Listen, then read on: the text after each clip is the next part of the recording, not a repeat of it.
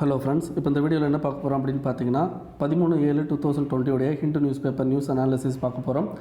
இதில் ஏதாவது உங்களுக்கு டவுட் இருந்ததுன்னா கீழே டிஸ்கிரிப்ஷனில் எங்கள் டெலகிராம் குரூப் லிங்க் இருக்குது, அதில் ஜாயின் பண்ணிக்கோங்க. And UPSC current affairs related doubts அங்கே கேட்கலாம். அண்ட் இந்த பிடிஎஃப்பும் அந்த பர்டிகுலர் டெலகிராம் குரூப்பில் வந்து அப்லோட் பண்ணுவோம். ஸோ யூஸ் பண்ணிக்கோங்க. ஸோ இதில் என்ன இருக்கும் அப்படின்னு பார்த்தீங்கன்னா அந்த பர்டிகுலர் நியூஸ் அனாலிசிஸ்க்கு ஏற்றாப்பில் பேக்ரவுண்டில் என்ன படிக்கணுமோ அதுக்கான டேட்டாஸ் இருக்கும், அஸ் வெல் அஸ் லிங்க்கும் நம்ம கொடுத்துருப்போம். ஓகேங்களா, அதை யூஸ் பண்ணிக்கோங்க. அண்ட் இதை தவிர என்ன அப்படின்னு பார்த்தீங்கன்னா சில பேருக்கு டெலகிராம் லிங்க் ஒர்க் ஆகிறதில்ல. ஸோ கீழே என்னோடய ஃபோன் நம்பர் கொடுத்துருக்குறேன். ஸோ அந்த ஃபோன் நம்பரை நீங்கள் என்ன பண்ணுங்கள் அப்படின்னா ஃபோன் நம்பருக்கு டெலகிராமில் மெசேஜ் அனுப்புங்க. ஸோ அவங்கள நான் குரூப்பில் ஆட் பண்ணுறேன். ஸோ இன்றைக்கி நம்ம ஃபஸ்ட் நியூஸ் பார்க்க போகலாம். ஃபஸ்ட் நியூஸ் என்ன அப்படின்னு பார்த்தீங்கன்னா Pilot's rebellion with 30 MLAs puts coloured government on edge. அதாவது இது என்ன பேசிஸ் நான் சொல்லிடுறேன். இதுக்கடுத்து இதில் நம்ம என்ன பேக்ரவுண்டில் படிக்கணும் அப்படின்னு சொல்லிட்டு ஓகேங்களா. இது வந்து பொலிட்டிக்கல் நியூஸ் தான், பட் இருந்தாலும் வந்து என்னென்னா ரொம்ப இம்பார்ட்டண்ட்டான நியூஸ். அது என்ன அப்படின்னு பார்த்தீங்கன்னா ராஜஸ்தான் ரிலேட்டடாக. இப்போ ராஜஸ்தானில் இருக்கிறது யார் அப்படின்னு பார்த்தீங்கன்னா காங்கிரஸ் கவர்மெண்ட். இந்த பர்டிகுலர் காங்கிரஸ் கவர்மெண்ட்டில் CM and deputy chief CM அவங்க ரெண்டு பேர்த்துக்கு இடையில் ஏற்பட்ட ப்ராப்ளம் தான் இந்த பர்டிகுலர் இஷ்யூ. ஓகேங்களா. ஸோ இந்த டெபுட்டி சிஎம்மோட பேர் அப்படின்னு பார்த்தீங்கன்னா அவருடைய பேர் பைலட் அப்படின்றாங்க. அவருடைய முழு பேர் வந்து அப்படின்னு பார்த்தீங்கன்னா சச்சின் பைலட்டு. ஓகேங்களா. அவர் வந்து என்ன பண்ணுறாரு அப்படின்னு பார்த்தீங்கன்னா அங்கே இருக்கிற சிஎம்முக்கு அகெயின்ஸ்டாக என்ன பண்ணுறாரு, ரிபல்லியன் ஆகிட்டார். ஸோ அவருக்கு வந்து 30 MLA வந்து சப்போர்ட் பண்ணுறாங்க அப்படின்னும் அவர் வந்து சொல்கிறாரு. அப்போ 30 MLA சப்போர்ட் பண்ணுறாங்க அப்படின்ற பட்சத்தில் இப்போ அந்த ஆட்சி இருக்குமா இருக்காதா அப்படின்றதுனா அந்த ஆட்சி இருக்கிறதுக்கு கம்மியான சான்சஸ் தான் இருக்குது. ஸோ இந்த 30 MLAஸும் அவங்க ஒரு லெட்டர் வந்து கவர்னர்கிட்ட கொடுத்தா கவர்னர் என்ன பண்ணுவார் அப்படின்னு பார்த்தீங்கன்னா உங்களுக்கு ஃப்ளோர் டெஸ்ட்டை வந்து என்ன கண்டக்ட் பண்ணுவார். ஸோ ஃப்ளோர் டெஸ்ட் கண்டக்ட் பண்ணும்போது இவங்க என்ன பண்ணணும் அப்படின்னா அந்த பர்டிகுலர் நம்பர்ஸ் காமிக்கணும். அதாவது 50% + 1% ஓட்டிங் இருந்தால் மட்டும்தான் ஒரு பர்டிகுலர் கட்சியோட தலைவர் வந்து என்ன ஆக முடியும் அப்படின்னு பார்த்தீங்கன்னா சீஃப் மினிஸ்டர் ஆக முடியும். அப்போ இந்த பர்டிகுலர் காங்கிரஸ் கவர்மெண்ட்டில் 30 MLAs வந்து இந்த சச்சின் பைலட் அப்படின்ற ஒருத்தருக்கு வந்து சப்போர்ட் பண்ணுறாங்க அப்படின்ற பட்சத்தில் கண்டிப்பாக வந்து அங்கே வந்து இந்த பர்டிகுலர் காங்கிரஸ் கவர்மெண்ட் இருக்கிறதுக்கு சான்சஸ் கிடையாது. சரி, இதுக்கு முன்னாடி இந்த மாதிரி நடந்திருக்கா அப்படின்னு கேட்டால் இந்தியாவில் இப்போ இந்த பர்டிகுலர் இந்த பிஜேபி இவங்க இருக்கிற காலத்தில் நிறையாவே நடந்திருக்குது. அது என்னென்ன அப்படின்னு பார்த்தீங்கன்னா உங்களுக்கு கோவாவில் நடந்திருக்கு ஃபஸ்ட்டு. ஓகேங்களா, கோவாவில் நடந்திருக்கும். ஆஸ் வெல் அஸ் கோவா வந்து என்ன அப்படின்னு பார்த்தீங்கன்னா ஒரு சில இன்னும் அதர் ஃபேக்டர்ஸ் இருக்குது, அதோடு சேர்த்து நடந்திருக்கும். முக்கியமாக வந்து என்ன பார்த்தீங்கன்னா உங்களுக்கு ரீசெண்ட் எக்ஸாம்பிள் அப்படின்னு பார்த்தீங்கன்னா கர்நாடகா. ஸோ கர்நாடகாவில் ஃபஸ்ட்டு காங்கிரஸ் கவர்மெண்ட் தான் இருந்திருக்கும். ஸோ காங்கிரஸ் கவர்மெண்ட்டில் இருக்கிற அந்த MLAs வந்து என்ன பண்ணுவாங்க அப்படின்னு பார்த்தீங்கன்னா பிஜேபிக்கு மாறுவாங்க. ஸோ அதனால் பிஜேபியோட எடியூரப்பா அவர்கள் வந்து என்ன ஆயிடுவாங்க அப்படின்னு பார்த்தீங்கன்னா இப்போ சீஃப் மினிஸ்டராக இருக்காங்க. ஸோ இது ஒரு ரீசெண்ட் எக்ஸாம்பிள். அதுக்கடுத்து இப்போ எக்ஸாம்பிளாக இருக்கிறது அப்படின்னு பார்த்தீங்கன்னா ராஜஸ்தான். ஏன்னா இந்த சச்சின் பைலட் அப்படின்றவர் என்ன பண்ண போகிறார் அப்படின்னு பார்த்தீங்கன்னா மேபி பிஜேபியில் இணைகிறதுக்கான சான்சஸ் இருக்குது அப்படின்ற மாதிரி சொல்கிறாங்க.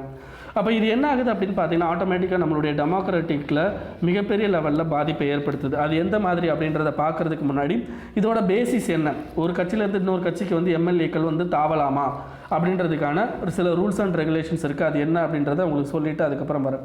இந்த பர்டிகுலர் ஆர்டிக்கிளை பார்த்த உடனே உங்களுக்கு தோண வேண்டிய விஷயம் என்ன அப்படின்னு பார்த்தீங்கன்னா ஆன்டி டிஃபெக்ஷன் லா 10th ஷெட்யூல் அப்படின்னு சொல்லுவாங்க.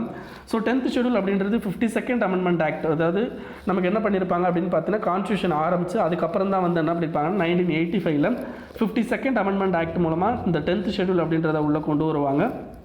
ஸோ இந்த பர்டிகுலர் 10th ஷெட்யூலில் என்ன இருக்கும் அப்படின்னு பார்த்தீங்கன்னா ஒருத்தர் ஒரு கட்சியில் இருந்து ஜெயிச்சு அவர் இன்னொரு கட்சிக்கு தாவினார் அப்படின்னா தட் இஸ் கால்ட் கட்சி தாவல்.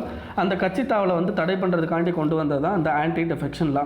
சரி, யாரெல்லாம் கட்சி தாவல் அப்படின்னு சொல்லிட்டு இவங்க வந்து அதாவது ரெகுலரைஸ் பண்ணுறாங்க, யாரெல்லாம் வந்து கட்சி தாவல் பண்ணுறாங்க அப்படின்றத வந்து இவங்க எப்படி இது பண்ணுறாங்க அப்படின்றத பார்க்கலாம். ஸோ ஃபஸ்ட்டு என்ன அப்படின்னு பார்த்தீங்கன்னா உங்களுக்கு கட்சி தாவல் பண்ணுறவங்க வந்து என்ன அப்படின்னு பார்த்தீங்கன்னா ஒரு பொலிட்டிக்கல் பார்ட்டியோட சிம்பிளில் ஜெயிச்சுட்டு இன்னொரு பொலிட்டிக்கல் பார்ட்டி போகிறார் பார்த்தீங்களா, அவர் வந்து கட்சி தாவல் ஆனார் அப்படின்ற மாதிரி எடுத்துப்பாங்க. செகண்ட் என்ன அப்படின்னு பார்த்தீங்கன்னா ஒரு லெஜிஸ்லேச்சர், அதாவது என்னென்னா பர்டிகுலர் அசம்பிளியில் வந்து இன்றைக்கி வந்து ஏதோ ஒரு ஓட்டிங் சிஸ்டம் நடக்குது. அந்த ஓட்டிங் சிஸ்டத்துக்கு விப் வந்து என்ன பண்ணுவார் அப்படின்னா விப்புனா அந்த பர்டிகுலர் இதில் வந்து என்னென்னா அவங்க மெம்பர் வந்து கரெக்டாக வந்து நம்ம சொன்னதுக்கு தான் ஓட்டு போடுறாங்களா அப்படின்றத பார்க்குறதுக்கு ஒவ்வொரு கட்சியிலையும் வச்சிருக்க ஒரு பேர் தான் விப் அப்படின்னு சொல்லுவாங்க. ஸோ அந்த விப்பு வந்து ஒரு டைரக்ஷன் கொடுப்பாரு. அதாவது இந்த பர்டிகுலர் ஆக்ட்டுக்கு நீங்கள் எல்லோரும் ஆமாம் சொல்லணும் இல்லை இல்லைன்னு சொல்லணும் அப்படின்னு சொல்லி அவர் டைரக்ஷன் கொடுப்பாரு. அந்த பர்டிகுலர் டைரக்ஷனை அவங்க மதித்து நடக்கணும். அப்படி அவங்க மதித்து நடக்கலாட்டாலும் அவங்க வந்து கட்சி தாவல் இதில் பண்ணிட்டாங்க அப்படின்னு சொல்லுவாங்க. ஸோ இதுக்கு வந்து 15 நாள் வந்து நோட்டீஸ் கொடுப்பாங்க. அந்த நோட்டீஸ் கொடுத்து அவர்கிட்ட வந்து எக்ஸ்ப்ளனேஷன் கேட்பாங்க. அந்த எக்ஸ்ப்ளனேஷன் சரியாக இல்லாட்டி அவர் மேலே ஆன்டி டிஃபெக்ஷன் லா அப்படின்றது போடலாம். இது செகண்டு. தேர்டு, யார் மேலே ஆன்டி டிஃபெக்ஷன் லா போடலாம் அப்படின்னா, ஒருத்தர் அதாவது என்ன அப்படின்னு பார்த்தீங்கன்னா, எந்த கட்சி சார்பு இல்லாமையும் ஒருத்தர் வந்து ஜெயிக்கிறாரு, ஒரு எலெக்ஷனில் இண்டிபெண்ட் கேண்டிடேட் வந்து ஜெயிக்கிறாரு. அவர் ஜெயிச்சதுக்கு பின்னாடி ஏதாவது ஒரு கட்சியில் போய் ஜாயின் பண்ணார் அப்படின்னா that is called anti defection லா. அப்போ அவர் எந்த கட்சியிலையும் ஜாயின் பண்ணக்கூடாது அப்படின்னு கேட்டால், அவர் எந்த கட்சியிலையுமே ஜாயின் பண்ணக்கூடாது, அவர் இண்டிபெண்ட்டாக தான் இருக்கணும். பட் எந்த கவர்மெண்ட்டுக்குனாலும் அவரை ஆதரவு கொடுத்துக்கலாம். ஆதரவு கொடுக்கறது வேறு, அந்த கட்சியில் போய் ஜாயின் பண்ணுறது வேறு. ஓகேங்களா? கட்சியில் ஜாயின் பண்ணுறது அப்படின்னா உங்களுக்கு டோட்டலாக வந்து அவர் வந்து அந்த கட்சியாகவே மாறிடுது. ஆதரவு கொடுக்கறது அப்படின்னா, இப்போதைக்கு அரசாங்கம் கொண்டு வர சில விஷயங்களுக்கு நான் ஆதரவு கொடுக்குறேன், நான் அந்த கட்சி மெம்பர் கிடையாது, பட் அந்த கட்சியோட இந்த இது வந்து நல்லா இருக்கிறதுனால ஆதரவு கொடுக்குறேன் அப்படின்னு சொல்கிறது தான் அந்த பர்டிகுலர் விஷயம். ஸோ அதை பண்ணலாம். என்னென்னா அந்த கட்சியில் போய் ஜாயின் பண்ணக்கூடாது. சரி, நாமினேட்டட் மெம்பர், அதாவது என்னென்னு பார்த்தீங்கன்னா, லோக்சபாவில் 2 பேர் நாமினேட்டட் மெம்பர், ராஜ்யசபாவில் 12 பேர் நாமினேட்டட் மெம்பர், ஒவ்வொரு ஸ்டேட் லெஜிஸ்லேச்சர்லையும் ஒவ்வொரு நாமினேட்டட் மெம்பர் அப்படின்னு சொல்லிட்டு இதுக்கு முன்னாடி இருந்தாங்கல்ல. இந்த பர்டிகுலர் மெம்பர்ஸ் வந்து என்ன பண்ணலாம் அப்படின்னா, உங்களுக்கு கட்சியில் போய் ஜாயின் பண்ண முடியுமா, அது கட்சி தாவல் தடை சட்டத்தில் வருமா அப்படின்னு கேட்டால், அவங்க செலக்ட் ஆன 6 மாதத்துக்குள்ளே ஏதாவது ஒரு கட்சியில் ஜாயின் பண்ணிட்டாங்க அப்படின்னா அவங்க மேலே ஆன்டி டிஃபெக்ஷன் லா வராது. 6 மாதத்துக்கு அப்புறமா போயிட்டு ஏதாவது ஒரு கட்சியில் ஜாயின் பண்ணாங்க அப்படின்னா அவங்க மேலேயும் ஆன்டி டிஃபெக்ஷன் லா கொண்டு வரலாம். சரி, இந்த ஆன்டி டிஃபெக்ஷன் லாவில் இன்னொரு கிரைட்டீரியாவும் இருக்குது. இப்போ 2/3 மெம்பர், ஒரு எக்ஸாம்பிளுக்கு நான் சொல்கிறேன். இப்போ நம்மளுடைய இந்த ஏடிஎம்கே இந்த இதில் பிரச்சனை வந்துச்சு, உங்களுக்கு தெரியும். அந்த ஏடிஎம்கே இதில் பிரச்சனை வந்தப்போ என்ன ஆகுது அப்படின்னு பார்த்தீங்கன்னா, உங்களுக்கு என்ன பண்ணலாம் அப்படின்னா 2/3 மெம்பர், ஓகேங்களா, 2/3 மெம்பர் வந்து ஓகே நாங்கள் வந்து இவரோட ஜாயிண்ட் ஆகிக்கிறோம் அப்படின்னு சொல்லி அக்செப்ட் பண்ணுறாங்கன்னு வைங்களேன். ஒரு கட்சியில் நல்லா எக்ஸாம்பிளுக்கு சொல்கிறேன், 30 பேர் இருக்காங்க ஒரு கட்சியில் ஜெயித்தவங்க, ஓகேங்களா. அந்த கட்சியோட எம்எல்ஏ 30 பேர் வந்து என்ன ஆயிருக்காங்க அப்படின்னு பார்த்தீங்கன்னா, உங்களுக்கு அந்த லெஜிஸ்லேட்டிவ் இதில் வந்து ஜெயிச்சிருக்காங்க. அதில் 2/3 அப்படின்னா என்ன அர்த்தங்க, 20 பேர் இன்னொரு கட்சியோட மெர்ஜ் ஆகிறதுக்கு ஓகே சொல்கிறாங்க, இன்னொரு கட்சியோட ஜாயிண்ட் ஆகிறதுக்கு. அப்போ இவங்க மேலே ஆன்டி டிஃபெக்ஷன் லா வருமானா வராது, ஓகேங்களா. ஸோ இவங்க மேலேயும் வராது. இந்த 1 இருக்காங்களா, அடுத்த ஒரு 10 பேர் இருக்காங்களா, அவங்க மேலேயும் ஆன்டி டிஃபெக்ஷன் லா வராது. ஏன்னா அவங்களுக்கு இந்த விருப்பம் பிடிக்கல, இந்த மெர்ஜர் பிடிக்கல, பட் இருந்தாலும் அவங்க தனியாக செயல்படலாம், ஓகேங்களா. ஸோ இதெல்லாம் ஆன்டி டிஃபெக்ஷன் லாவில் இருக்கிறது. சரி, இந்த ஆன்டி டிஃபெக்ஷன் லாவில் யாருக்கு முடிவெடுக்கிற அதிகாரம் இருக்குது அப்படின்னு பார்த்தீங்கன்னா, உங்களுக்கு ஸ்பீக்கர், லெஜிஸ்லேச்சரை பார்த்தா உங்களுக்கு ஸ்பீக்கராக இருக்கும், லோக்சபாவில் ஸ்பீக்கரு, ராஜ்யசபாவாக இருந்தால் சேர்மன், ஓகேங்களா. ஸோ இதுக்கு பின்ன ஒரு ஜுடிஷியல் ரிவ்யூ இருக்கா அப்படின்னு கேட்டிங்கன்னா, ஜுடிஷியல் ரிவ்யூ இப்போ இருக்குது, ஓகேங்களா, ஞாபகம் வச்சுக்கோங்க. ஜுடிஷியல் ரிவ்யூ இல்லை அப்படின்னு சொல்லிட்டு உங்கள் புக்கிலெல்லாம் கொடுத்துருக்கும். பட் என்னென்னா ஃபைனல் அத்தாரிட்டி யார் அப்படின்னு பார்த்தீங்கன்னா உங்களுக்கு ஸ்பீக்கர்னு கொடுத்துருக்கும்.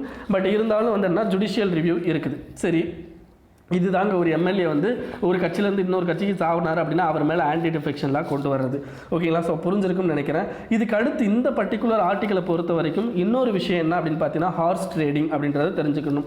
ஹார்ஸ் ட்ரேடிங்னா என்ன? ஹார்ஸ் ட்ரேடிங் அப்படின்றது என்ன அப்படின்னு பார்த்தீங்கன்னா, ஒரு பர்டிகுலர் எம்எல்ஏ எம்பி ஏதோ ஒரு கட்சியில் செலக்ட் ஆகிருக்காரு, அவருக்கு வந்து என்ன பண்ணுவாங்க அப்படின்னு பார்த்தீங்கன்னா, இன்னொரு ஆப்போசிஷனில் இருக்கிற பார்ட்டி அவங்களுக்கு நிறையா வந்து பொலிட்டிக்கல் பாசிபிலிட்டியில் நிறையா வந்து இன்ஃப்ளூயன்ஸ் பண்ணுறது, அதுக்கப்புறம் அவங்களுக்கு அமௌண்ட் கொடுத்து தான் கட்சிக்கு இணையிறது அல்லது அவங்க கட்சிக்கு ஆப்போசிஷனாக செயல்பட வைக்கிறது, இதெல்லாம் பண்ணுறது. So this is called political corruption அப்படின்னு சொல்லுவாங்க. ஸோ இந்த பர்டிகுலர் விஷயத்துக்கு பேர் தான் ஹார்ஸ் ட்ரேடிங், ஓகேங்களா. ஸோ இந்த ஹார்ஸ் ட்ரேடிங் அப்படின்றது இப்போ இந்தியாவில் கிட்டத்தட்ட ஒரு இந்த 5-6 வருஷமாக அதிகமாகவே நடந்துக்கிட்டு இருக்குது.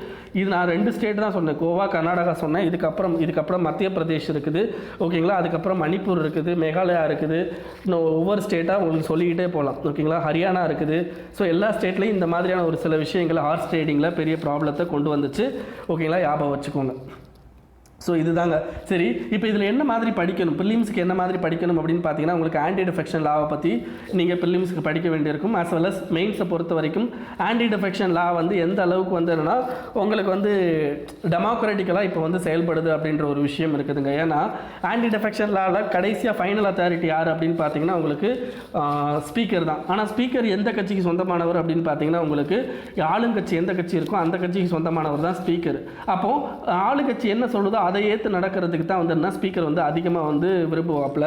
இப்போ நமக்கு ஸ்டேட்டை பொறுத்த வரைக்கும் நம்ம ஸ்டேட்டில் பார்த்தீங்க அப்படின்னா, இப்போ ஆளுங்கட்சியில் பன்னீர்செல்வம் அவர்கள் வந்து என்னென்னா ஒரு 10 பேர் சேர்ந்து கவர்மெண்ட்டுக்கு அகெயின்ஸ்டாக வந்து ஓட்டு போட்டாங்க. பட் இன்ன வரைக்கும் அவங்க மேலே ஆன்டி டிஃபெக்ஷன் லா வந்து போய்கிட்டே தான் இருக்குது, இன்ன வரைக்கும் அந்த முடிவே எடுக்கலை.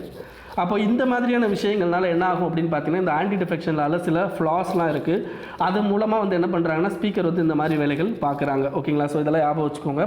இதே இது ஹார்ஸ் ட்ரேடிங்கை பொறுத்த வரைக்கும் நீங்கள் எடுத்துக்கிட்டீங்க அப்படின்னா உங்களுக்கு டெமோக்ரஸியில் ஹார்ஸ் ட்ரேடிங் எந்த அளவுக்கு நெகட்டிவ் கான்சிக்வன்சஸை கிரியேட் பண்ணுது அப்படின்றத தெரிஞ்சுக்கணும். ஏன்னா பீப்புளால் எலெக்ட் பண்ணப்பட்ட ஒரு கவர்மெண்ட், இப்போ ராஜஸ்தானை எடுத்துக்கிட்டிங்க அப்படின்னா ராஜஸ்தானில் மேண்டேட்ரி யாருக்கு கொடுத்துருக்காங்க அப்படின்னா காங்கிரஸுக்கு கொடுத்துருக்காங்க. அப்போ காங்கிரஸுக்கு கொடுத்த ஒரு விஷயத்தை என்ன பண்ணுறாங்க அப்படின்னா மற்ற கட்சிகள் லைக் பிஜேபியோ இல்லாட்ட அதர் கட்சிகள் என்ன பண்ணுறாங்க அப்படின்னா ஃபோர்ஸ்ஃபுல்லாக அமௌண்ட்டை யூஸ் பண்ணி என்ன பண்ணுறாங்க அப்படின்னு பார்த்தீங்கன்னா வாங்குறாங்க. அப்போ இது டெமோக்ரஸியில் மிகப்பெரிய லெவலில் நெகட்டிவ் கான்சிக்வன்சஸை கிரியேட் பண்ணும். அப்போ நீங்கள் யோசிக்க வேண்டியது how democracy will run in horse trading சுச்சுவேஷனில் என்ன மாதிரி ஆகும் அப்படின்ற மாதிரியான விஷயங்களை நீங்கள் மெயின்ஸ் பாயிண்ட் ஆஃப் வியூவில் தெரிஞ்சுக்கணும். ஓகேங்களா? ஸோ நெக்ஸ்ட் போகலாம். NatGrid gets access to data from 14,000 police station அப்படின்னு சொல்கிறாங்க. முதல்ல NatGridனா என்ன? மொத்தம் இதில் 3 ஆர்கனைசேஷனை பற்றி பேசியிருக்காங்க. ஒன்று வந்து NatGrid, ஓகேங்களா, நேஷனல் இன்டெலிஜென்ஸ் கிரிட் அப்படின்னு சொல்லுவோம். இன்னொன்று என்ன அப்படின்னு பார்த்தீங்கன்னா நேஷனல் கிரைம் ரெக்கார்டு பீரோ, ஓகேங்களா, இதை பற்றி பேசியிருப்பாங்க.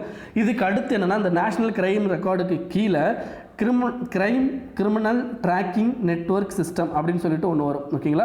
இந்த 3 பற்றி தான் இதில் பேசியிருக்காங்க. இதில் என்ன இருக்குது அப்படின்னு பார்த்தீங்கன்னா இந்த NatGrid இருக்காங்க பார்த்தீங்களா, இவங்க ஒரு மெமரண்டம் ஆஃப் அண்டர்ஸ்டாண்டிங் யார் கூட சைன் பண்ணியிருக்காங்கன்னா இந்த NCRP கூட சைன் பண்ணியிருக்காங்க.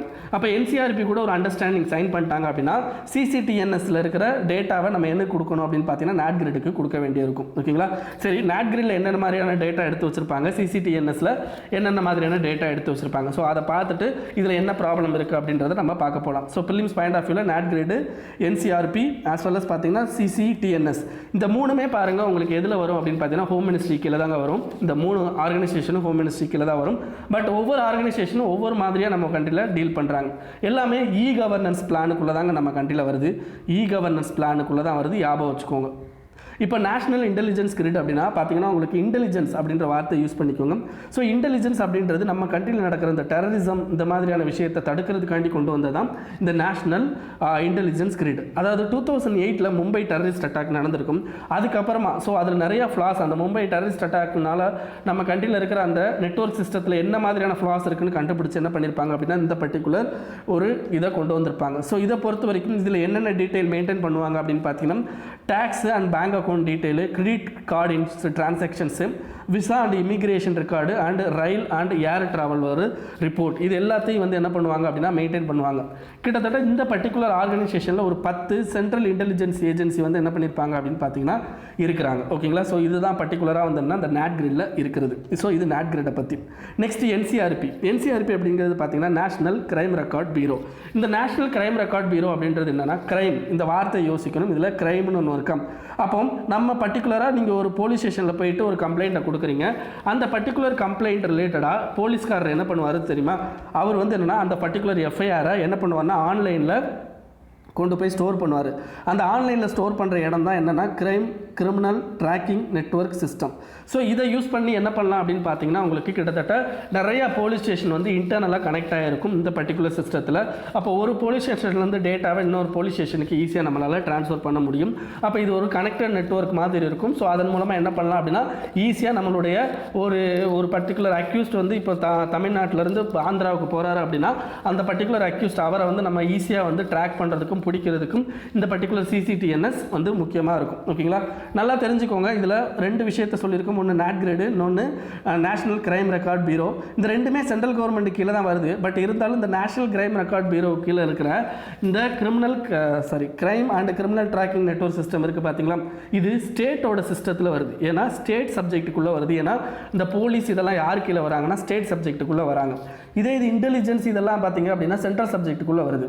அப்போது நம்ம வந்து டைரெக்டாக வந்து CCTNSஐ நீங்கள் NatGridோட இணைக்கும் போது CCTNSல இருக்கிற இன்ஃபர்மேஷனை வித்தவுட் ஸ்டேட் கவர்மெண்ட்டோட கன்சர்ன் இல்லாமல் எடுத்துக்க முடியும் அப்படின்ற சில விஷயங்கள் வர்றதுக்கான சான்சஸ் இருக்குது. ஏன்னா இவங்க 2 பேரும் இப்போ மெமரண்டம் ஆஃப் அண்டர்ஸ்டாண்டிங் சைன் பண்ணியிருக்கிறாங்க. ஸோ அப்போ என்ன ஆகுது அப்படின்னா நம்மளுடைய கண்ட்ரியோட ஃபெடரல் சிஸ்டம் பாதிக்கப்படுறதுக்கு வாய்ப்பு இருக்குது அப்படின்னு சொல்கிறாங்க. ஸோ இதுதான் இந்த பர்டிகுலர் விஷயத்தில் நீங்கள் படிச்சுக்க வேண்டியது. ஓகேங்களா? ஸோ இதுதான் இதில் சொல்லியிருக்கிறாங்க.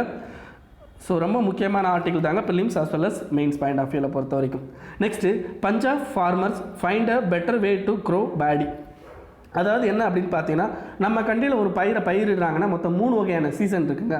ஒன்று காரிஃப் சீசன், இன்னொன்று ராபி சீசன், இன்னொன்று ஜயத் சீசன் அப்படின்னு சொல்லுவாங்க. காரிஃப் சீசன் அப்படின்றது இந்த அரிசி இதெல்லாம் விளைய வைக்கிறாங்க பார்த்தீங்களா, அது இது காரிஃப் சீசனுக்குள்ளே வரும். ஓகேங்களா. இந்த ராபி அப்படின்றது கோதுமை விளைவிக்கிற டைம். ஓகேங்களா. அப்போ அரிசி விளைவிக்கிறது என்னங்க, மான்சூன் டைமில் அதிகமான மழை பெய்யும் போது அரிசியை வந்து விளைவிப்பாங்க. அடுத்து மான்சூன் இல்லாத டைமில் விண்டர் பீரியடில் கம்மியான மழை தான் பெய்யும். அந்த கம்மியான மழையை வச்சு என்ன பண்ணுவோம் அப்படின்னு பார்த்தீங்கன்னா, கோதுமை வந்து உங்களுக்கு வளர்கிறதுக்கு சான்ஸ் இருக்குது. ஸோ அப்போ ராபி கிராப் போடுவாங்க. சையத் அப்படின்றது ஒரு இன்டர்மீடியட் கிராப் மாதிரி போடுவாங்க. ஸோ இதுதான் இந்த 3 வகையானது இதுங்க.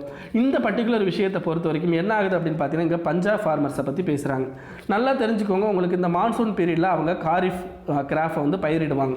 பயிரிட்டுட்டு அதுக்கடுத்து என்ன அப்படின்னு பார்த்தீங்கன்னா, விண்டர் பீரியடில் அவங்க ராபி கிராப்ஸை பயிரிடணும். ஓகேங்களா. ராபி கிராப்ஸை பயிரிடணும். இந்த ரெண்டுக்கும் இடைப்பட்ட காலம் அப்படின்னு பார்த்தீங்கன்னா கிட்டத்தட்ட ஒரு 10லேருந்து 20 நாள்.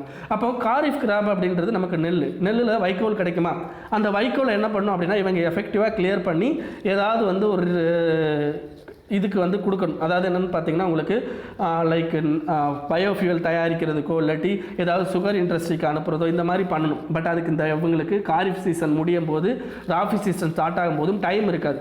அதனால் இந்த பர்டிகுலர் ஏரியாவில் இருக்க பீப்புள் என்ன பண்ணுவாங்க, ஃபார்மர்ஸ் என்ன பண்ணுவாங்க அப்படின்னா, அந்த வைக்கோலை அப்படியே வச்சு எரிச்சிருவாங்க. அதாவது அந்த லேண்டிலே வச்சு எரிச்சிருவாங்க. அப்படி லேண்டிலே வச்சு எரிக்கிறதுனால இவங்களுக்கு என்ன ஆகும் அப்படின்னு பார்த்தீங்கன்னா, எரிஞ்சு போனால் அந்த சாம்பலில் நிறையா நியூட்ரியன் கிடைக்கும். ஸோ அதுலேருந்து நிறையா வந்து என்ன பண்ணலாம் அப்படின்னு பார்த்தீங்கன்னா, அதிகமாக பயிர்களை வளர்க்க முடியும் அப்படின்ற ஒரு எண்ணத்திலையும் அண்ட் ரொம்ப டிரான்ஸ்போர்ட்டேஷன் காஸ்ட் இதெல்லாம் வந்து ரெடியூஸ் பண்ணிவிட்டு அந்த இடத்துல வந்து எரிக்கிறதுனால அவங்களுக்கு சில பாசிட்டிவ் வருது. ஆனால் இதில் மிகப்பெரிய நெகட்டிவ் என்ன அப்படின்னு பார்த்தீங்கன்னா, என்விரான்மெண்டல் கன்சர்ன். ஏன்னா நமக்கு கிட்டத்தட்ட ராபி சீசன் வரும்போது விண்டர் பீரியட் ஏற்கனவே மேகமூட்டம் அதிகமாக இருக்கும். மேகமூட்டம்னா லைக் குளிர் வந்து அதிகமாக இருக்கும். உங்களுக்கு வந்து ட்ரை ஏர் தான் இருக்கும். அந்த ட்ரையோட இந்த புகையும் சேர்ந்தால் கண்டிப்பாக வந்து என்ன ஆகும் அப்படின்னு பார்த்தீங்கன்னா, மிகப்பெரிய லெவலில் ஏர் பொல்யூஷன் அப்படின்றது இந்த டெல்லி, பஞ்சாப், ஹரியானா சுற்றி இருக்கிற ஏரியாவெல்லாம் ஏர் பொல்யூஷன். ஓகேங்களா. ஸோ அதை தடுக்கலை, அது வந்து மிகப்பெரிய ப்ராப்ளமாக நமக்கு இருக்குது. ஸோ இந்த பர்டிகுலர் இதில் என்ன பண்ணுறாங்க அப்படின்னு பார்த்தீங்கன்னா, புது இது என்னென்னா டைரக்ட் சீடிங் மெத்தட் அப்படின்னு ஒரு மெத்தட் இருக்குங்க. அதாவது நமக்கு நார்மலாக உங்களுக்கு நீங்கள் வந்து எல்லோரும் வந்து படத்துலேயே இல்லாட்டி எதுலேயே பார்த்துருப்பீங்க.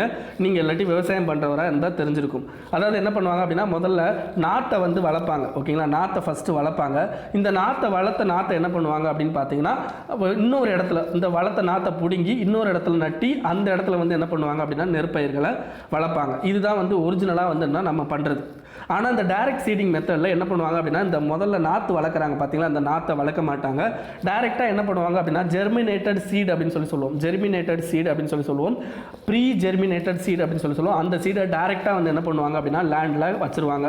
த்ரூ ட்ரம் சீடர் அப்படின்னு சொல்லிட்டு சில டெக்னாலஜிலாம் இருக்குது. ட்ரம் சீடர் அப்படின்னு ஒரு டெக்னாலஜி இருக்குது. அந்த ட்ரம் சீடருக்குள்ளே இவங்க போட்டு அந்த ட்ரம் சீடரை வந்து என்ன பண்ணுவாங்க, அந்த லேண்டு மேலே உருட்டும் போது அந்த பர்டிகுலர் அந்த ப்ரீ ஜெர்மினேட்டட் சீடு வந்து அந்த லேண்டில் போய் உளுந்து அது வந்து அப்படியே முளைக்க ஆரம்பிச்சிடும். அப்போ என்ன ஆகுது அப்படின்னு பார்த்தீங்கன்னா, உங்களுக்கு நாற்று நட்டுற டைமு, அந்த நாற்று நட்டுற டைம்லேருந்து கிட்டத்தட்ட ஒரு 10 நாளோ எவ்வளோ நாளோ வைப்பாங்க, அது எனக்கு தெரியல. அந்த நாற்று நட்டுறதுலேருந்து அந்த நாற்றை பிடிங்கி இன்னொரு இடத்துல நட்டணும். ஓகேங்களா. ஸோ இதுக்கு ஆகிற காலம் ஒரு கிட்டத்தட்ட 10-15 நாள் ஆகுது அப்படின்னா, இந்த டைரக்ட் சீடிங்கில் உங்களுக்கு அந்த 10-15 நாள் வந்து கட் ஆகும். அப்போ என்ன ஆகுது அப்படின்னு பார்த்தீங்கன்னா, உங்களுக்கு காரிஃப் சீசனுக்கு ராபி சீசனுக்கும் அந்த இடைப்பட்ட காலம் இன்க்ரீஸ் ஆகிறதுனால இவங்க என்ன பண்ணுவாங்கன்னா, இவங்க வைக்கோல் கிடைக்குது பார்த்தீங்க, வைக்கோல் கிடைக்குதுங்களா, அந்த வைக்கோல் வந்து என்ன டைரெக்டாக வேறு ஏதாவது ப்ராசஸ் கொடுக்கறதுக்கு வாய்ப்பு இருக்குது. இந்த ஸ்டபிள் பர்னிங் பண்ண மாட்டாங்க. ஓகேங்களா. ஸோ இது ஃபஸ்ட்டு பாசிட்டிவான விஷயங்க. இதுதான் டைரக்ட் சீடிங் மெத்தடில். செகண்ட் என்ன அப்படின்னு பார்த்தீங்கன்னா, உங்களுக்கு லேபர் காஸ்ட்டு ரெடியூஸ் ஆகும். ஏன் அப்படின்னு பார்த்தீங்கன்னா, உங்களுக்கு நாற்றை பிடுங்கி இன்னொரு இடத்துல நட்டுறதுக்கு லேபர் வந்து ரொம்ப தேவைப்படுவாங்க. அப்போ லேபர் ரெக்யர்மெண்ட்டும் இதில் குறையும், லேபர் காஸ்ட்டும் இதில் குறையும். அதுக்கடுத்து மூணாவது முக்கியமானது என்ன அப்படின்னு பார்த்தீங்கன்னா, உங்களுக்கு 10-15 நாளைக்கு முன்னாடியே வந்து என்ன ஆயிரும் அப்படின்னு பார்த்தீங்கன்னா, நெல் வந்து முதிர்ந்துடும். ஓகேங்களா. அப்போ ஈஸியாக என்ன பண்ணலாம் அப்படின்னு பார்த்தீங்கன்னா, அவங்களுக்கு டைம் பீரியட் வந்து ரெடியூஸ் ஆகும். ஸோ இதெல்லாம் வந்து என்னென்னு பார்த்தீங்கன்னா இதனுடைய பெனிஃபிட்ஸ். ஓகேங்களா. ஸோ அந்த மாதிரியான பெனிஃபிட்ஸை ஞாபகம் வச்சுக்கோங்க. இதில் எப்படி கேட்பாங்க அப்படின்னு பார்த்தீங்கன்னா, உங்களை பொறுத்த வரைக்கும் டைரக்ட் சீடிங் மெத்தடை டைரெக்டாக வந்து என்ன பண்ணுவாங்க அப்படின்னா, ப்ரிலிம்ஸில் இந்த வார்த்தையை கொடுத்து உங்களுக்கு கொஷின் கேட்பாங்க. ஓகேங்களா. ஸோ அது எப்படி அப்படின்றத அதுக்கேற்றப்ப நீங்கள் ஆன்சரை இது பண்ண வேண்டியிருக்கும், செலக்ட் பண்ண வேண்டியிருக்கும். சரி, இந்த டைரக்ட் சீடிங் மெத்தடை பற்றி இன்னும் நீங்கள் தெரிஞ்சுக்கணும் அப்படின்னா கீழே உங்களுக்கு இந்த லிங்க் கொடுத்துருக்கேன், போய் படிச்சுக்கோங்க. ஓகேங்களா. ஸோ இதுக்கடுத்து நம்ம என்ன பண்ணலாம் அப்படின்னு பார்த்தீங்கன்னா, எடிட்டோரியல் போயிடலாம். ஸோ எடிட்டோரியலை பொறுத்த வரைக்கும் ஃபஸ்ட்டு எடிட்டோரியல் வந்து யூரோப்பியன் யூனியன் அண்டு சைனாவுக்கும் இடையில் உள்ள ரிலேஷன்ஷிப் பேசியிருப்பாங்க. நமக்கு வந்து எப்போவுமே பார்த்தீங்கன்னா அப்படின்னா இந்தியாவுக்கும் ஓகேங்களா, இந்தியாவுக்கும் மற்ற கண்ட்ரிக்குமான அந்த ரிலேஷன்ஷிப் மட்டும்தான் தேவையே தவிர வேற ஒரு கண்ட்ரிக்கும் வேற ஒரு ஆர்கனைசேஷனுக்கும் இருக்கிற ரிலேஷன்ஷிப் அப்படின்றது நமக்கு தேவையில்லை. பட் அந்த ரிலேஷன்ஷிப் எந்த அளவுக்கு இந்தியாவுக்கு யூஸ்ஃபுல் அல்லது நெகட்டிவ் அப்படின்றத பார்க்கணும்.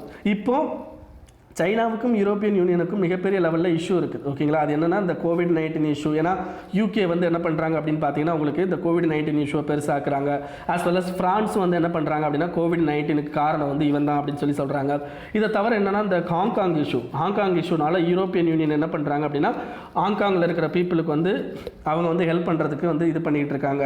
அதே மாதிரி வந்து சைனாவோட இந்த லேண்ட் அக்ரஷன், அதாவது என்னென்னா பவுண்டரி அக்ரஷன், இதுக்கு எதிராகவும் வந்து யூரோப்பியன் யூனியன் பேசுகிறாங்க. ஸோ இதை தவிர நிறைய ட்ரேட் டெஃபிசிட்ஸ்லாம் அவங்களுக்கு இடையில இருக்குது. ஸோ இதனால் என்ன ஆகுது அப்படின்னு பார்த்தீங்கன்னா யூரோப்பியன் யூனியனுக்கும் சைனாவுக்கும் இருக்கிற ரிலேஷன்ஷிப் அப்படின்றதுல சில ப்ராப்ளம் வருது. இது எப்படி அப்படின்னு பார்த்தீங்கன்னா இந்த பர்டிகுலர் ப்ராப்ளத்தினால இந்தியாவுக்கு there will be huge responsibility related to European Union ஆர்கனைசேஷனோட இருக்குது. ஏன்னா யூரோப்பியன் யூனியன் அப்படின்றது ஒரு டெக்னாலஜிக்கல் லெவலில் இம்ப்ரூவ்டு ஆர்கனைசேஷன், இம்ப்ரூவ்டு ஏரியா ஓகேங்களா. ஆர்டிஃபிஷியல் இன்டெலிஜென்ஸாக இருக்கட்டும், 5Gயாக இருக்கட்டும், இதெல்லாம் அவங்க இம்ப்ரூவ்டு ஏரியாஸ் ஓகேங்களா. அப்போ அது கூட நம்ம அவங்க கூட கொலாபரேஷன் வச்சுக்கணும். இதை தவிர என்ன அப்படின்னு பார்த்தீங்கன்னா அவங்களுக்கும் நமக்கு இடையில இருக்கிற அந்த பீஸ் அண்ட் இண்டோ பசிபிக் ரீஜனில் இருக்க பீஸ் அண்ட் ப்ராஸ்பெரிட்டி இம்ப்ரூவ் பண்ணுறதுக்கு அவங்க கூட இன்னும் வந்து ஒரு க்ளோஸ் ரிலேஷன்ஷிப் மெயின்டைன் பண்ணுறது. ஸோ இந்த மாதிரி விஷயங்கள் தான் அதில் கொடுத்துருக்காங்க. ஸோ அதை தான் நான் எடுக்கலை ஓகேங்களா. Next hardly smart about urban health care அப்படின்னு எடிட்டோரியல். இதில் 2 விஷயத்தை பற்றி பேசியிருப்பாங்க பேசிக். அதை பற்றி பேசிட்டு நம்ம இங்கே போகலாம். ஒன்று என்ன அப்படின்னு பார்த்தீங்கன்னா ஸ்மார்ட் சிட்டி மிஷன் ஓகேங்களா, ஸ்மார்ட் சிட்டி மிஷன் அப்படின்னு சொல்லுவோம். செகண்ட் என்ன அப்படின்னு பார்த்தீங்கன்னா முனிசிபாலிட்டி பஞ்சாயத்து ஓகேங்களா. இந்த 2 தான் பற்றி பேசுகிறாங்க ஓகேங்களா. இந்த 2 பேசிக்கை வச்சு தான் வந்து இந்த ஆர்டிக்கலை கொண்டு போயிருக்காரு. அப்போ ஸ்மார்ட் சிட்டி மிஷன்னா என்ன அப்படின்றத பார்ப்போம். அண்ட் பஞ்சாயத்து அந்த முனிசிபாலிட்டி அப்படின்றத என்னென்னு பார்ப்போம். ஸ்மார்ட் சிட்டி மிஷன் அப்படின்றது என்ன அப்படின்னு பார்த்தீங்கன்னா உங்களுக்கு 2015 கொண்டு வந்த ஒரு மிஷன். எந்த மினிஸ்ட்ரி கீழே வரும் அப்படின்னு பார்த்தீங்கன்னா ministry of housing and urban affairs ministry கீழே வரும். இதில் என்ன பண்ணுவாங்க அப்படின்னா 100 சிட்டியை செலக்ட் பண்ணி அந்த பர்டிகுலர் சிட்டியில் வந்து என்ன பண்ணுறது அப்படின்னு பார்த்தீங்கன்னா உங்களுக்கு இன்ஃப்ராஸ்ட்ரக்சர் ப்ராஜெக்டை இம்ப்ரூவ் பண்ணுறது, வாட்டர் ஃபெசிலிட்டியை கிரியேட் பண்ணுறது ஓகேங்களா. இந்த மாதிரி அந்த பார்க்கு கிரியேட் பண்ணுறது ஓகேங்களா. அந்த மாதிரியான விஷயங்களை வந்து கிரியேட் பண்ணுறது தான் அந்த ஸ்மார்ட் சிட்டி மிஷன் அப்படின்றது ஓகேங்களா. இதுக்கு அடுத்து பப்ளிக் ஹெல்த் கேரை வந்து இம்ப்ரூவ் பண்ணுறது எல்லாமே இதுக்குள்ளே வந்துடும் ஓகேங்களா. இது முனிசிபாலிட்டி அப்படின்றது என்ன அப்படின்னு பார்த்தீங்கன்னா உங்களுக்கு பஞ்சாயத்து ராஜ் தெரியும். ஸோ 74th அமெண்ட்மெண்ட் ஆக்ட் 73ங்கிறது panchayat raj, 74th amendment act அப்படின்றதும் என்ன அப்படின்னு பார்த்தீங்கன்னா உங்களுக்கு முனிசிபாலிட்டி. ஸோ இந்த முனிசிபாலிட்டி அப்படின்ற ஒரு இதுலையும் பார்த்தீங்க அப்படின்னா உங்களுக்கு கிட்டத்தட்ட ஒரு 18 ஃபங்க்ஷன் முனிசிபாலிட்டிக்குன்னு இருக்குது. அதில் பப்ளிக் ஹெல்த் அப்படின்றது ரொம்ப இம்பார்ட்டன்ட் அப்படின்றதையும் சொல்லியிருக்கிறாங்க. அப்போ இந்த 2 விஷயத்துலையுமே வந்து என்ன எந்த அளவுக்கு நெகட்டிவாக வந்து இப்போ பர்ஃபார்ம் பண்ணதுனால இந்த கோவிட்-19 வந்து அர்பன் ஏரியாவில் மிகப்பெரிய லெவலில் இன்க்ரீஸ் ஆகிறதுக்கு காரணம் அப்படின்றது தான் சொல்கிறாங்க. So they are telling about weaknesses of these particular 2 அந்த மிஷன் சொன்ன பார்த்தீங்களா, அதில் உள்ள வீக்னஸஸ் என்ன அப்படின்றத பற்றி தான் சொல்கிறாங்க ஓகேங்களா. ஸோ ஃபஸ்ட்டு ஸ்மார்ட் சிட்டி மிஷனில் இருக்கிற வீக்னஸ். இப்போ ஸ்மார்ட் சிட்டி மிஷனை பொறுத்த வரைக்கும் நமக்கு பர்டிகுலராக 2022 ஓகேங்களா கிட்டத்தட்ட நம்ம என்ன பண்ணணும் அப்படின்னு பார்த்தீங்கன்னா உங்களுக்கு ஸ்மார்ட் சிட்டி மிஷனோட அந்த 100 சிட்டி அந்த இதை வந்து ப்ராஜெக்டை வந்து மேக்ஸிமம் லெவலுக்கு கம்ப்ளீட் பண்ணியிருக்கணும் ஓகேங்களா. பட் இவங்க என்ன பண்ணல அப்படின்னு பார்த்தீங்கன்னா இன்ன வரைக்கும் இவங்க கம்ப்ளீட் பண்ணலை. லைக் ஸ்மார்ட் சிட்டியை பொறுத்த வரைக்கும் உங்களுக்கு ஹெல்த் கேரு, புல்லட் ட்ரெயின், இந்த மாதிரி நிறைய விஷயங்கள் இருக்குது, ஈஸி கனெக்டிவிட்டி இது எல்லாமே இருக்குது. பட் இது வரைக்கும் அவங்க பண்ணலை. கிட்டத்தட்ட 5151 ப்ராஜெக்ட் வந்து என்ன பண்ணியிருப்பாங்க அப்படின்னு பார்த்தீங்கன்னா இந்த ஸ்மார்ட் சிட்டி ப்ராஜெக்ட்டுக்கு எடுத்திருப்பாங்க. இதில் 4700 ப்ராஜெக்ட்டுக்கு டெண்டர் கொடுத்துருக்காங்க. பட் 1638 ப்ராஜெக்ட் தான் இது வரைக்கும் கம்ப்ளீட் ஆகிருக்கு. கிட்டத்தட்ட 2 லட்சம் கோடி கிட்ட வந்து என்ன பண்ணியிருப்பாங்க கணக்கு போட்டிருப்பாங்க. அதில் இப்போதைக்கு 26,000 கோடி தான் வந்து என்ன பண்ணியிருக்காங்க அப்படின்னு பார்த்தீங்கன்னா செலவு பண்ணியிருக்காங்க. அப்போ இந்த பர்டிகுலர் பிரச்சனைனால நமக்கு என்ன ஆகுது அப்படின்னு பார்த்தீங்கன்னா நமக்கு ஸ்மார்ட் சிட்டி மிஷனில் நிறைய நெகட்டிவ் இது வந்து போகுது. இதை தவிர என்ன அப்படின்னு பார்த்தீங்கன்னா உங்களுக்கு integrated command and control centre related to smart city மிஷனுக்கு என்ன பண்ணுவாங்க அப்படின்னு பார்த்தீங்கன்னா உங்களுக்கு இன்டகிரேட்டட் கமாண்ட் அண்ட் கண்ட்ரோல் சென்டர்னு ஒன்று இருக்குது. இதை யூஸ் பண்ணி தான் இப்போ என்ன பண்ணுறாங்க அப்படின்னா கோவிட்-19க்கும் இவங்க வந்து பண்ணிக்கிட்டு இருக்காங்க. பட் என்ன ஆகுது அப்படின்னு பார்த்தீங்கன்னா பப்ளிக் ஹெல்த் அப்படின்றதுல மிகப்பெரிய லெவலில் வந்து என்னென்னா இவங்க எந்த விதமான மிஷன் இதையும் கம்ப்ளீட் பண்ணல. ஸோ ஹெல்த் இன்ஃப்ராஸ்ட்ரக்சரில் பார்த்தீங்க அப்படின்னா உங்களுக்கு வெரி லோ லெவல் தான் வந்து என்ன பண்ணியிருக்காங்க அப்படின்னு பார்த்தீங்கன்னா இந்த ஸ்மார்ட் சிட்டி மிஷனில் கம்ப்ளீட் பண்ணியிருக்கிறாங்க அப்படின்றதையும் இந்த ஆர்டிக்கலில் சொல்கிறாங்க ஓகேங்களா. ஸோ இதை தவிர என்ன அப்படின்னு பார்த்தீங்கன்னா உங்களுக்கு முனிசிபாலிட்டி. ஸோ முனிசிபாலிட்டியில் மொத்தம் 12th ஷெடியூலில் மொத்தம் 18 ஃபங்க்ஷன் இருக்குது. அதில் 18 ஃபங்க்ஷனில் பப்ளிக் ஹெல்த் கேர் அப்படின்றது ரொம்ப இம்பார்ட்டன்ட். அப்போ அதை இவங்க எந்த அளவுக்கு பண்ணுறாங்க அப்படின்னு பார்த்தீங்கன்னா அவங்களுக்கு கரெக்டான ஃபினான்ஷியல் ஃபெசிலிட்டி கொடுக்கல. ஓகேங்களா, ஃபினான்ஷியல் அண்ட் அட்மினிஸ்ட்ரேட்டிவ் ஃபெசிலிட்டி கரெக்டாக இல்லை. ஸோ அது ரொம்ப வீக்காக இருக்கிறது. ரெண்டாவது என்ன அப்படின்னு பார்த்தீங்கன்னா high level vacancy related to Asha workers, accredited social health activist இவங்கெல்லாம் வந்து ரொம்ப கம்மியாக இருக்காங்க.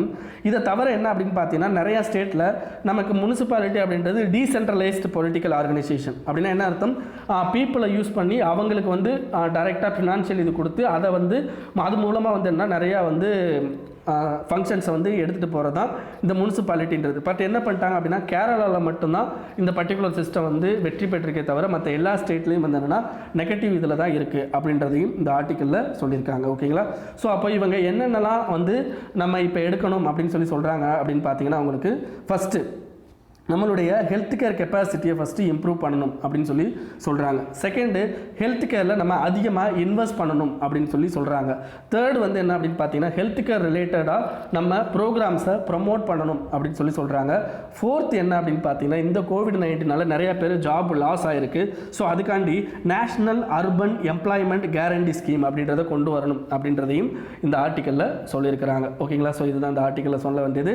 ஸோ ஸ்மார்ட் சிட்டி மிஷன் பற்றி உங்களுக்கு இந்த பர்டிகுலர் ஆர்டிக்கல் போய் படிங்க. ஓகேங்களா, நெக்ஸ்ட் ஷோர் பவர் அப்படின்றது இப்போ லேட்டஸ்ட்டாக நம்மளுடைய பிரைம் மினிஸ்டர் என்ன பண்ணியிருப்பார் அப்படின்னு பார்த்தீங்கன்னா உங்களுக்கு மத்திய பிரதேசில் உள்ள ரேவா டிஸ்ட்ரிக்டில் உங்களுக்கு 750 மெகாவாட் போட்டோவோல்டாயிக் செல், அதாவது சோலார் இதை வந்து கிரியேட் பண்ணியிருப்பார்.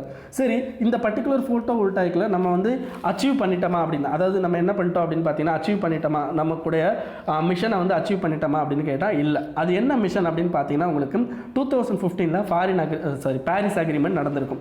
இந்த பாரிஸ் அக்ரிமெண்ட்டில் நம்ம வந்து என்ன பண்ணியிருப்போம் அப்படின்னா இன்டெண்டட் நேஷனல் டிட்டர்மைன்டு கான்ட்ரிபியூஷன், அதாவது எங்கள் கண்ட்ரி வந்து என்ன பண்ணுவோம் அப்படின்னு பார்த்தீங்கன்னா நாங்கள் 100 ஜிகாவாட் சோலார் பவர் வந்து 2022 தயாரிப்போம் அப்படின்னு சொல்லி நம்ம வந்து என்ன பண்ணியிருப்போம் அப்படின்னு பார்த்தீங்கன்னா ஒரு அசூரன்ஸ் கொடுத்துருப்போம். ஆனால் இது வரைக்கும் நம்ம கண்ட்ரியில் 35 ஜிகாவாட் தான் வந்து என்ன பண்ணுறோம் அப்படின்னு பார்த்தீங்கன்னா இம்ப்ளிமெண்டேஷனே நம்ம பண்ணியிருக்கோம். ஓகேங்களா, அப்போ கிட்டத்தட்ட பார்த்தீங்க அப்படின்னா உங்களுக்கு ஒரு 65 ஜிகாவாட் கிட்ட நம்ம வந்து என்ன பண்ணணும் அப்படின்னு பார்த்தீங்கன்னா அதிகமாக வந்து நம்ம வந்து போட வேண்டியிருக்கு. அப்போ 2022 நம்மளுடைய அந்த டார்கெட்டை கம்ப்ளீட் பண்ண முடியுமா அப்படின்னு கேட்டால் கம்ப்ளீட் பண்ணுறது ரொம்ப ரொம்ப கஷ்டமான விஷயம்.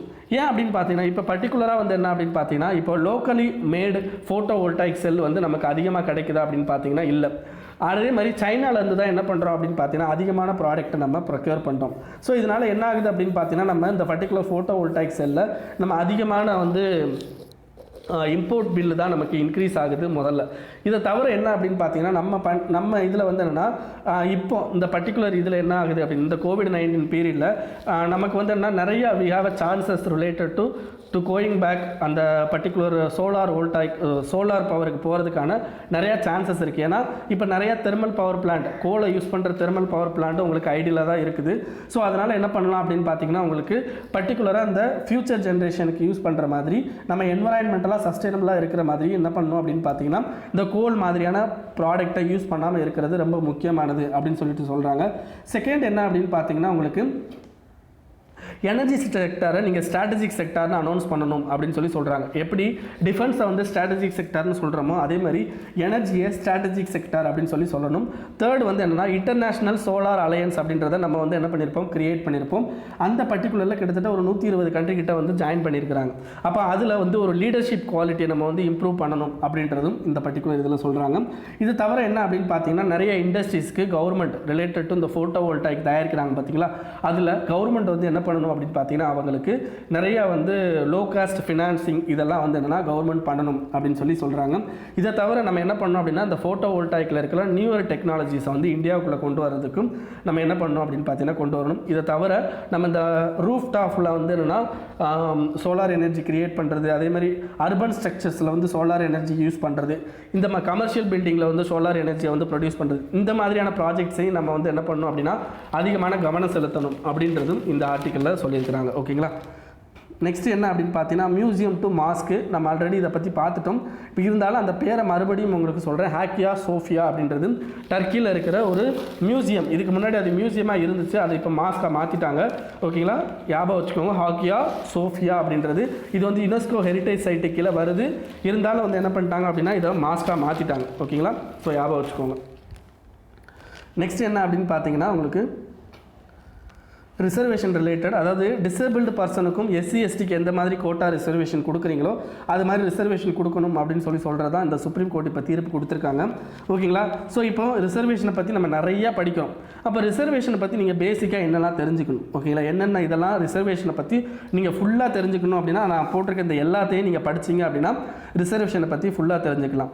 ஓகேங்களா? ரிசர்வேஷன் நம்ம கண்ட்ரியில் எப்படி கொடுக்குறாங்க அப்படின்னு பார்த்தீங்கன்னா சோஷியல் அண்ட் எஜுகேஷனல் பேசிஸில் தான் வந்து என்ன கொடுக்குறாங்க. அதுவும் ஹிஸ்டாரிக்கலாக இன்ஜஸ்டிஸ் நடந்தது. ஹிஸ்டாரிக்கலாக இந்த எஸ்சி எஸ்டி ஓபிசிக்கு இன்ஜஸ்டிஸ், ஹையர் காஸ்ட் பீப்புள் இந்த பர்டிகுலர் லோயர் காஸ்ட் பீப்புளுக்கு என்ன மாதிரியான தவறுகளை பண்ணாங்களோ அதிலிருந்து அவங்கள மீட்டெடுத்து கொண்டு வரதுக்கு பேர் தான் அந்த ரிசர்வேஷன் பாலிசி அப்படின்னு சொல்கிறது. ஓகேங்களா?